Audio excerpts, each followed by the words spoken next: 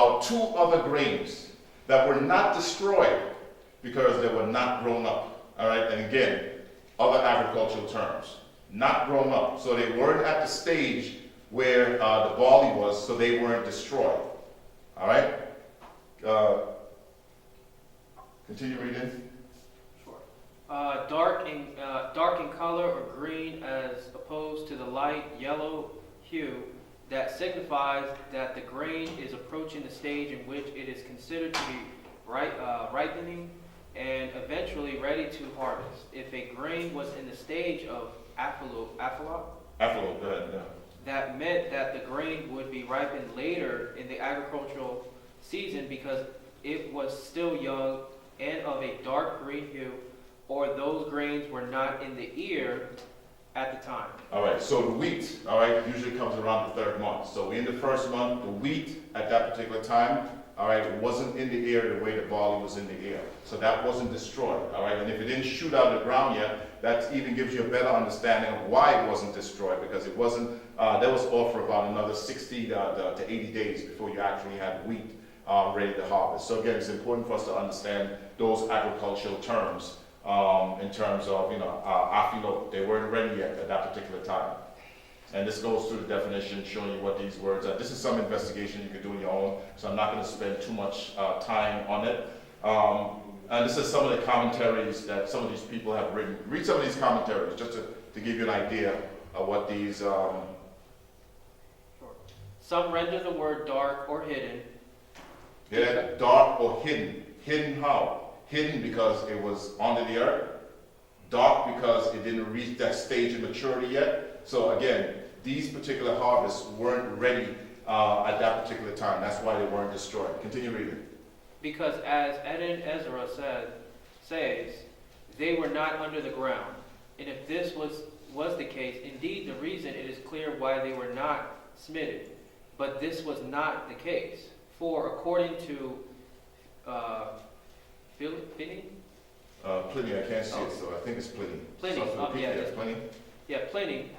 There was not but 1 month's difference in Egypt between the barley and the wheat. So you hear that? You're talking about a whole month difference in terms of the harvest cycle. So it wasn't destroyed because it wasn't for another month before that specific grain was ready back then. And we're talking about, in Egypt, which in terms of the terrain would be similar to what was happening in Israel. Go ahead. But rather they are said to be so, because the ear was as yet hid and was not come forth. It just began to spittle. Or as above Traveler explains, they were of a dark green color, as a young corn generally is, as constridation. Okay, let's see. Constridation, to its being of a bright yellow or golden color when it is ripe. All right, contradistinction, that's what we're talking about. So, Contradistinction. again, they're giving you an explanation as to why these particular grain wasn't ready based on their studies and the research that they did at that particular time. So the adverse weather didn't affect these particular grains. Y'all still with me? Yeah. We're going to get to the good part, because I think the 3 days and the 3 nights, you're going to see how all this tie in, especially when you get to the ministry of the Mashiyach. But I just wanted to lay this foundation because, again, it's often overlooked, but it's extremely important. You mean the better part, because this is already good. Oh yeah, absolutely, absolutely. Thanks. Thanks. Okay, wheat and the rye. All right, Yes, good. okay, now, it's important, we talk about the barley, all right, and the reason why it's extremely important when we're dealing with the barley is that you can't have the first feast day of the year unless you have barley. All right, because in Passover week, you have to wave the sheaf offering. And the sheaf offering was barley. So if you didn't have the barley, you couldn't start the year. That's why it's important to talk about the Abib. If there's no Abib, meaning there's no barley, all right, in a stage, all right, presentable for you to wave the offering, all right, you could not begin the year. You would have to wait until the barley was there for you to be able to wave it and present it in order for you to begin the year. Everybody understand that? That's why it's important. No barley, no year could begin. If you have barley, then you begin the year. All right? Barley and the year goes hand in hand. So a lot of time, I like to equate that, the barley being the anchor for the year. When I say the barley is the anchor for the year, I'm not telling you that the sun and the other celestial bodies is not important in terms of reckoning the year. That's not what I'm saying. Look at it this way. We said the Lord's Prayer today, right? And part of the Lord's Prayer, he was praying, so listen, whatever is going on out in heaven, we want it to be reflected right here on earth. That's the idea. If we could tell time by looking up in the sky and looking at the celestial bodies, if I was an astronomer, I could just stay right here on earth and look out the window and tell you what time of year we're in. You follow what I'm saying? Just from our surroundings alone. So whenever we see barley and wheat and all these different vegetations that happen at a specific time, that's dependent upon the sun. All right? Barley, there's going to be no Abib barley unless the sun is where it's supposed to be. Based on Jerusalem.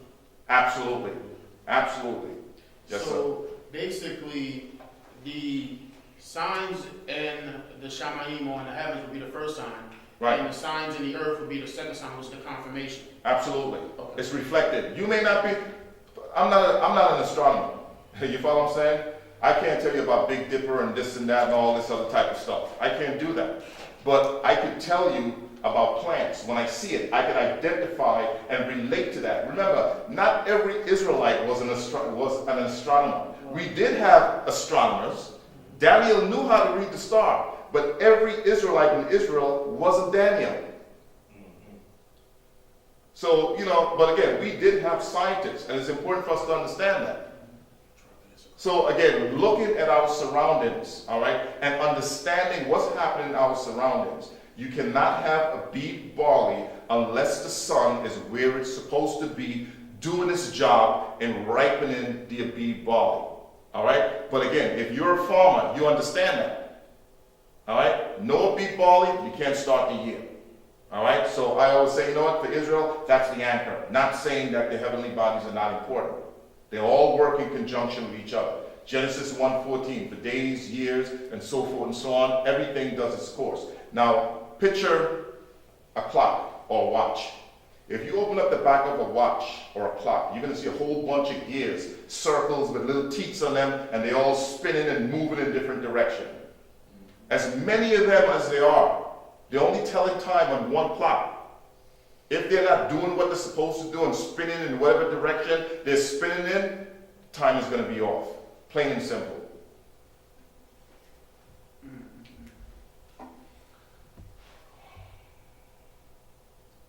Read that for me. Yah's calendar in the seventh plague. It is important that we recognize that by the seventh plague of Moses, which is in Exodus 9 and 18, the barley was already Abib.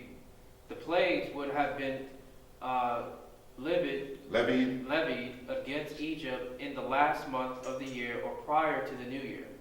It was after the 10th plague struck Egypt on the night of Abib 15th that Israel was finally released by the king of Egypt from bondage. All right, so again, the point is the barley was Abib first. All right, this is how they're identifying with it. It's not saying that the sun wasn't doing what it was supposed to do. You can't have Abib without the sun being where it's supposed to be. So it's important for us to understand that. Maybe an astronomer would break it down to you a different way because he's an astronomer. But I'm not an astronomer, so I'm going to just tell you the Abib. All right? It's important for us to understand that. Okay? So the plagues that was going on in that particular time in regards to the 7th month, it already tells you that the barley was Abib. Remember, it's not until Exodus 12th chapter it's explaining to you in regards to this sign should be the beginning of the months. Yes, sir? This is kind of a random question, but if you didn't plant the seeds in the right time, would the sun still pull it at the same, if you planted it late, or I guess if you planted it too early, right, would it still pull the plant up at the right time, basically? I believe so, because again, the weather condition definitely affects the growth of the plant and how it matures. There's no ifs, ands, or buts about that. You know, but everything has to be done within a season. If you do it out of season, expect that, you know, there may be consequences where things may not go the way that it's supposed to go, because it wasn't done within the season it was done in. You know, it's just like somebody gave you an instruction. You go out and you buy this podium, and they give you the instructions and tell you put part A first and then part B. You might be able to put that part down there first, but understand that there are going to be consequences for that, because you may have some trouble or some difficulty because you didn't put the parts the way that the instructions say you're supposed to put the parts together. Yes, sir. Just to add, I was going to say not only that these people whole life begin with that, because they didn't have water hoses or anything. Absolutely. And so that rain had to come at this specific time. Absolutely. They would not have a problem. Exactly. So you would follow the instructions according to the planting cycle, so you could get that former rain first, and then eventually the latter rain. And when the latter rain comes and the sun comes, you're going to have a hefty harvest, because you're getting that rain. The rain's going to blow up the barley, and the sun's going to come make it nice and yellow, and you're cooking with gas. By the time the new year comes around, and you would Passover week, and you wave that sheaf offering, the Most High is going to say yes. You know, good offering. It's going to be, you know, job well done. So again, it's important for us to understand that how important this barley is in terms of beginning to My move. grandfather, what he would do is that he used to keep a farmer's almanac, and being that he was so in tune again with planting, is that he understood that by a certain time he needed to do Right. X, Y, and Z, Right. so that he would have the harvest that he's looking for during harvest Absolutely. season. So that was real important. Absolutely. Absolutely. This is talking some more. I don't want to spend too much time on that, because I want to get on to the that's more, you know, commentary in terms of barley maturity. All right, what does that say? Read that. Yah's calendar 1, Exodus 13 and 4.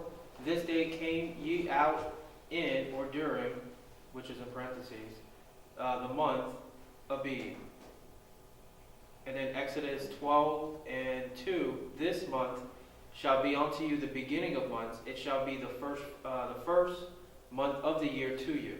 These two scriptures cannot be more explicit in identifying the time of the year that Israel was freed from Egypt.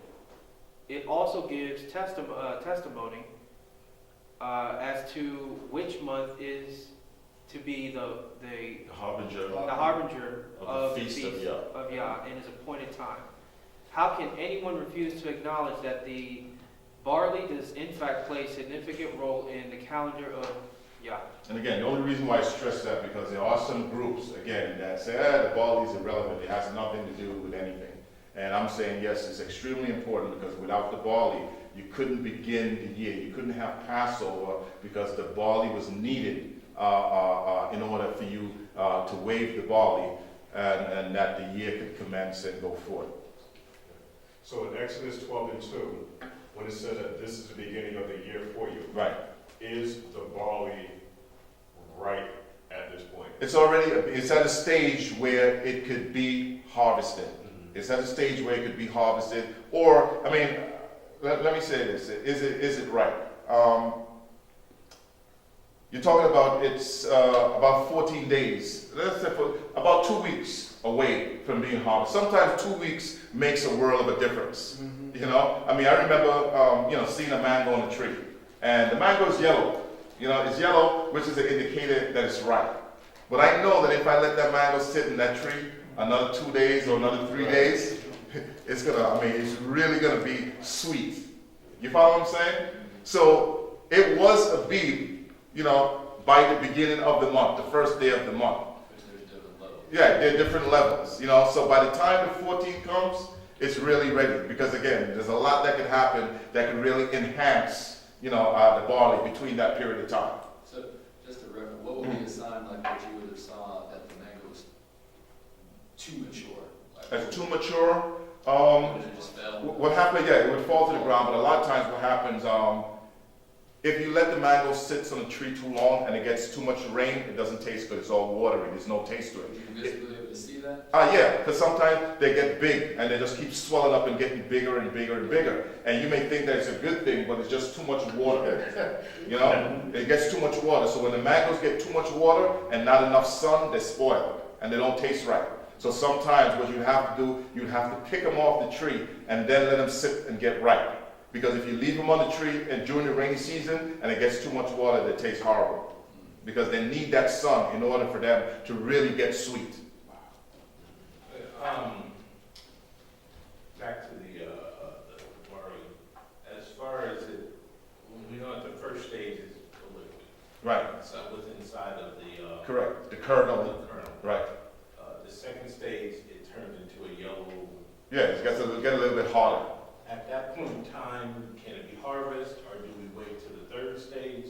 And then, if so, is the fourth stage, when you take it and it's able to be ground into a powder, it's caramelized, is that still in the kernel, or do they take it out and let it dry somewhere? No, it's already dried. Usually when it gets to that stage where it's hard, it's just a matter of grinding it. So grinding it in the mill. So when you harvest it, Right. in other words, if you wanted it in certain forms, you would harvest it. Correct. Correct. It depends on what you're going to do with it. In other words, if you're going to make bread, you obviously is not going to pick it in that stage. Right. Right. You're going to leave it until it gets to that stage where you know it's caramelized. It's a lot harder where you could grind it to make bread. Okay. Or maybe you may not be able to harvest it. For whatever reason, you miss, harvesting it when you're supposed to harvest it, and now all you have is caramel. You're not throwing it away. You're just going to grind it and make flour. Now you have flour to sell. So, now, in these different stages, do we present it as a Offering? offering, or at a certain time, there's different farmers who farm different. Well, according to what Leviticus says, you had the option of presenting barley that was being able to be parched, or you had the options of beating it and grinding it into flour.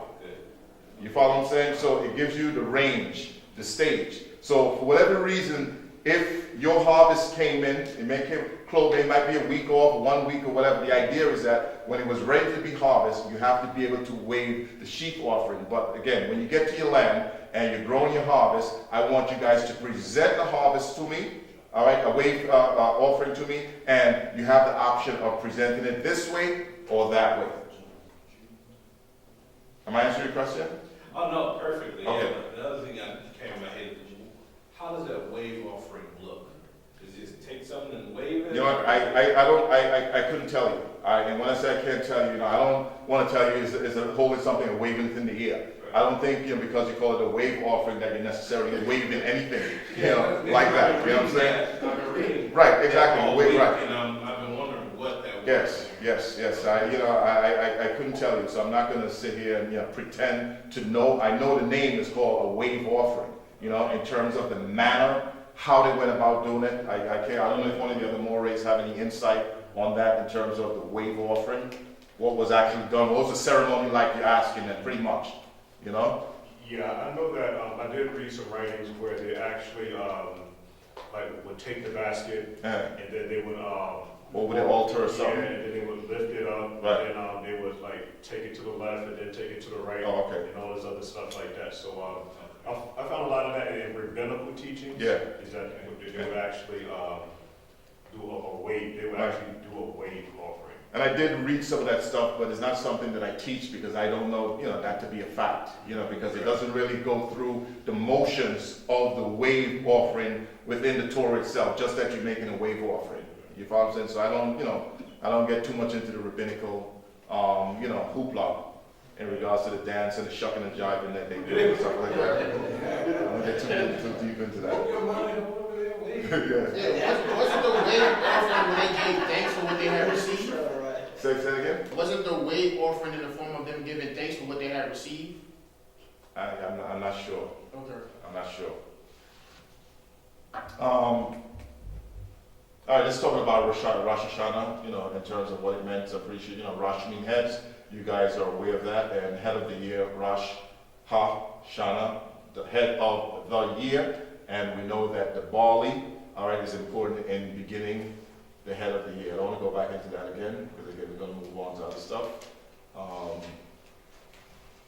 Moses says to the people, remember, read that for me. Exodus 13:3, verses 3 and 4. And Moses said unto the people, remember this day in which you came out of from Egypt, out of the house of bondage, for by strength of hand, well, it says the Lord in parentheses Yah, brought you out from this place.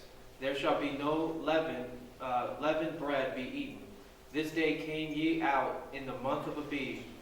The most significant way that this particular month of the year can be described in the mind of a farming community is that it's the month of the year that the sickle is put to the barley grain, commencing the harvest in ancient Israel. So if they were describing it, this is the time of the year when they would harvest this particular grain. So, in conversation, I would say, at the time of the year, or at the time when we have the barley, that's the time when Israel went forth. Now, in regards to Israel leaving Egypt, everybody understand what date Israel left Egypt?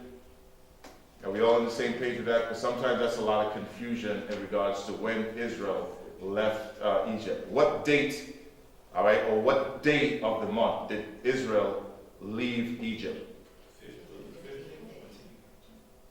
Okay, who said the 14th? Okay, who said the 15th? Okay.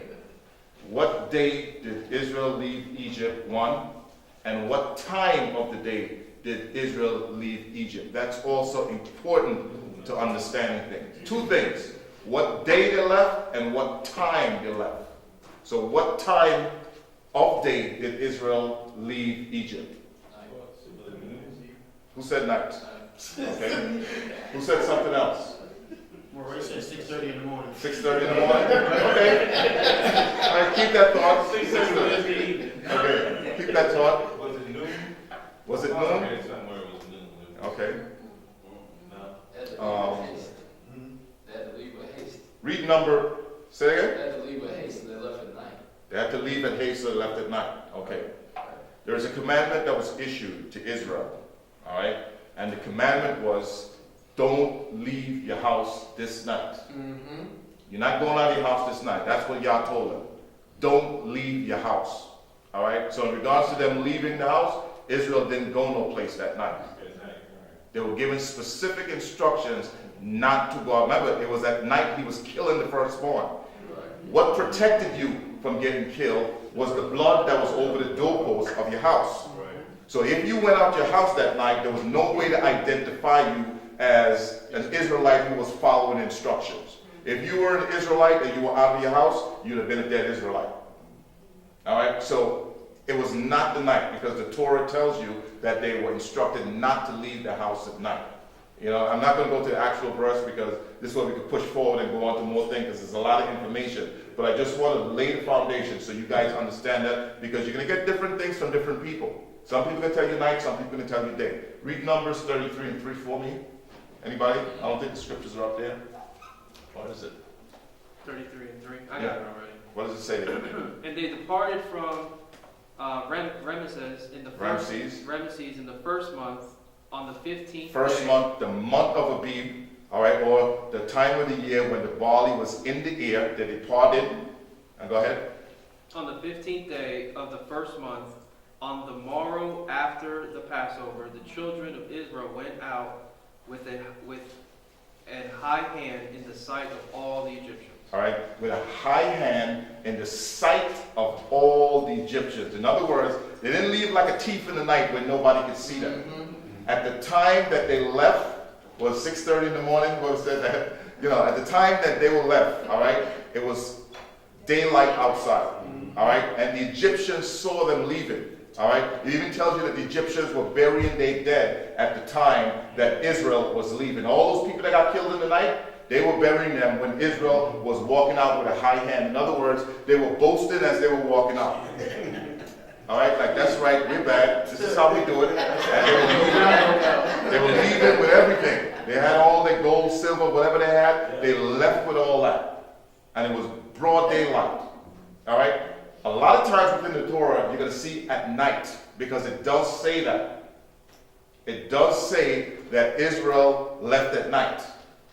All right? And we're going to explain that also. It does talk about this nighttime thing, And for a long time, it had me stumped because at night, I couldn't understand it. So they wasn't burying their dead at 4 o'clock in the morning? No, they wasn't burying the dead at 4 o'clock in the morning. Just like people, somebody said, who said the 14th also? Somebody said the 14th. You said the 14th.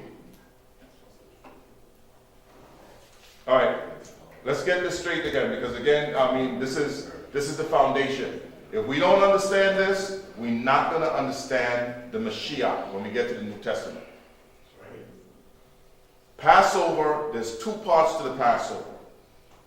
You have the sacrifice that's called the Passover, and you actually have the event itself that goes on for a week, or the event of the killing of the firstborn. It's two separate things that's happening. The 14th, there's only one thing that's happening on the 14th.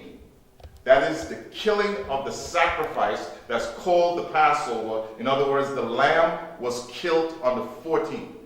That is it. Right, that is it. That's the only thing that happens in that particular day.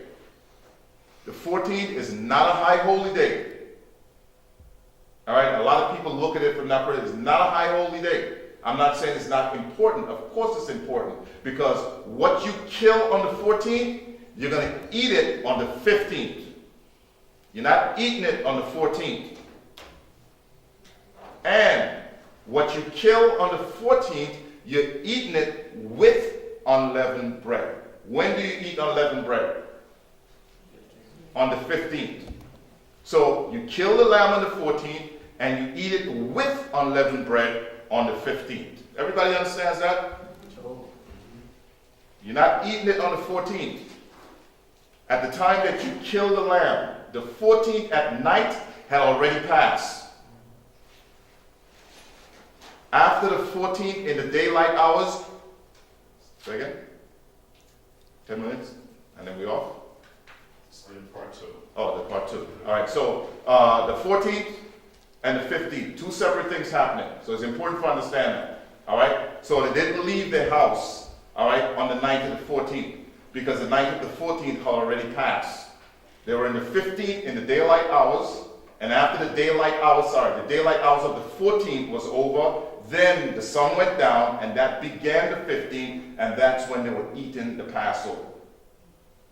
If you don't understand that, you're not going to understand when you get to the New Testament, because in the New Testament, you hear about different Sabbaths. High Sabbath, weekly Sabbath. You're not going to be able to put all the pieces together. Whether or not Yeshua ate the Passover. Some people say, yeah, he ate the Passover because the scriptures say he ate the Passover. All right? Yeshua did not eat the Passover. We could prove that also. But we have to be able to count from 14, 15, 16, 17, and then we'll see that he couldn't have possibly ate the Passover. Now, view the Passover like this. This may help you to understand it also. The Passover is an obituary. What is an obituary? What's that? Announcement of death. It's an announcement of death of somebody. If somebody died, they put it in the paper. They like to announce the death of such and such and such a person. Well, the Passover is an announcement of the death of the Mashiyach. It's important for us to understand that. Because if you died on the 14th, is there any way you could possibly be eating the Last Supper on the 15th? Could you? It's not possible. Remember, the Passover is eaten on the 15th of the month. The lamb is eaten with unleavened bread. If the Passover is an obituary of the Mashiyach, he would have already been dead. So the Last Supper is the Last Supper that he ate before he died with his disciple. It is not the Passover. And the scriptures is clear on that. It is not the Passover. And when we get to those scriptures, you're going to see. Everybody understand that? Everybody has an issue or problem with that? It's hard. It took me a long time to get it. It almost drove me out of my mind because I couldn't understand 14, 15, but when I got it all together, I'm able to understand exactly what it is it's talking about. 14, 15, 16, 17, 18. If you can't count to 3, you're not going to make it to Pentecost. 1, 2, 3. It's hard, but we're going to be able to do it together. All right. Talking about the calendar here. I'm going to skip over some of this.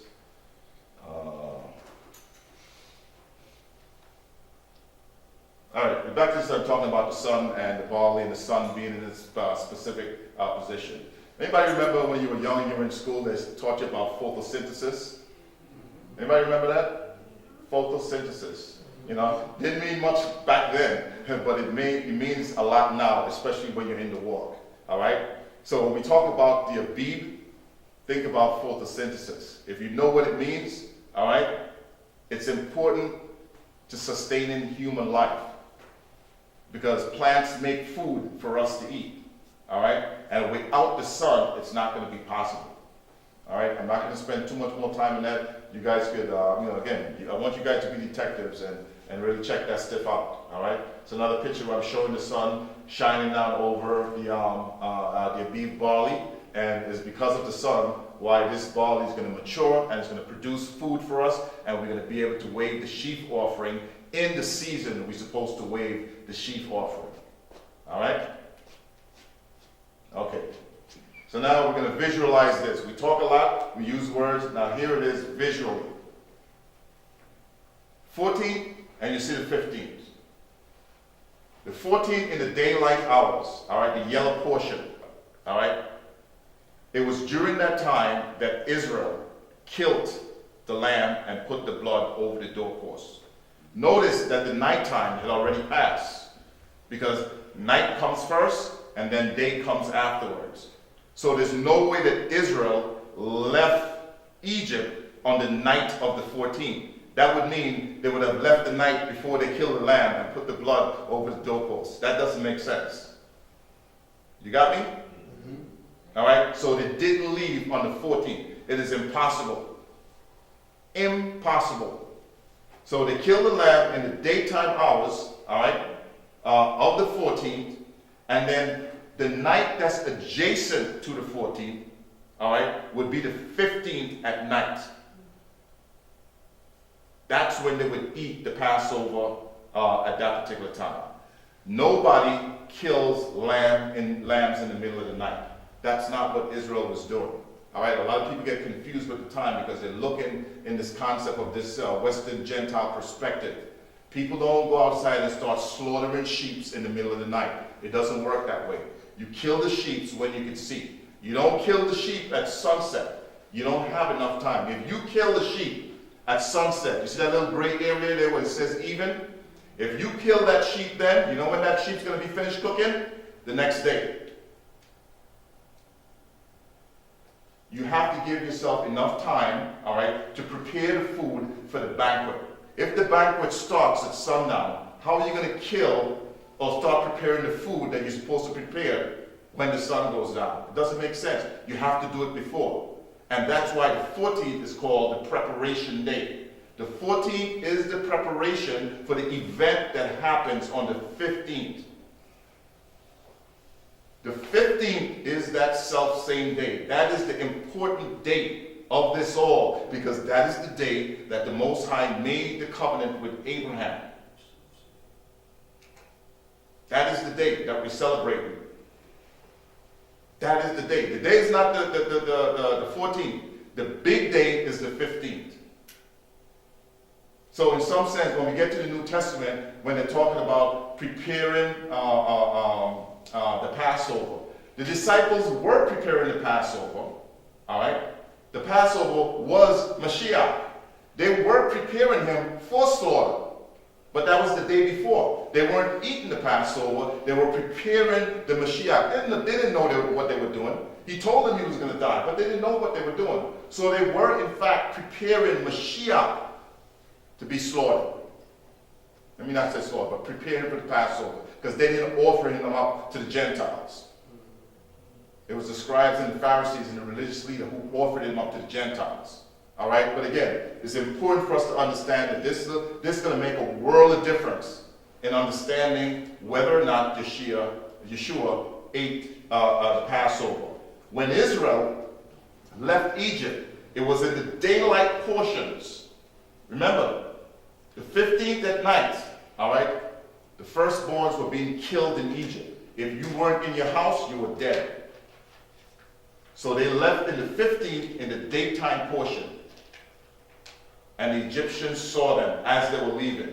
Remember, they told them, y'all leave tonight. We want you guys out of here. They were thrusting them out. Some Israelites teach that Israel was in Egypt for a whole extra day after they killed them. I don't know how they came up with that. After the killing of the firstborn, that they remained in Egypt for a whole day. And then they left.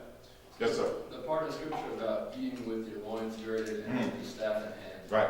So that just meant that they were just doing that, but then they still waited till the next till the light came out.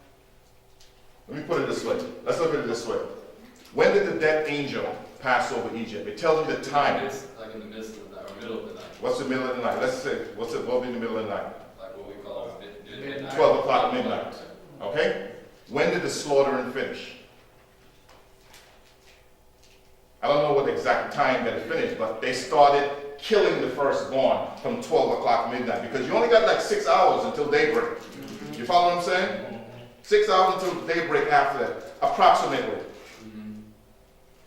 So understanding that you only have that 6 hours. Now remember, Pharaoh sent for Moses and Aaron after he realized that everybody was dead. And they had a conference.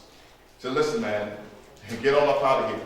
Take everything. Take the goats, the cow, everything, and even give me a blessing too as you're on your way out. So that took some time for that to happen. So by the time everything was settled, it was morning. It was daybreak. But despite that, they were given specific instructions not to go out of their house at night.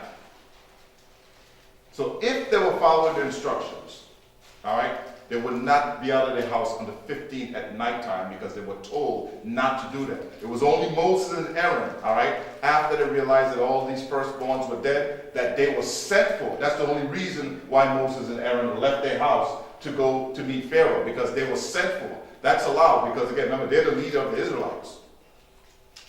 Yes, sir. So basically, we gotta understand that nighttime is the hours of darkness, when Correct. the moon is out, and when it's daytime, it's the hours of the sun. Correct. So they would not have gone out until daybreak. Absolutely. And they were being obedient. Absolutely. They were being obedient. They were following the instructions that were given to them. Don't go out your house at night means don't go out your house at night. Remember, your protection was the blood that was over the doorpost of your house. So if you stepped outside of that zone of protection, you had no protection whatsoever.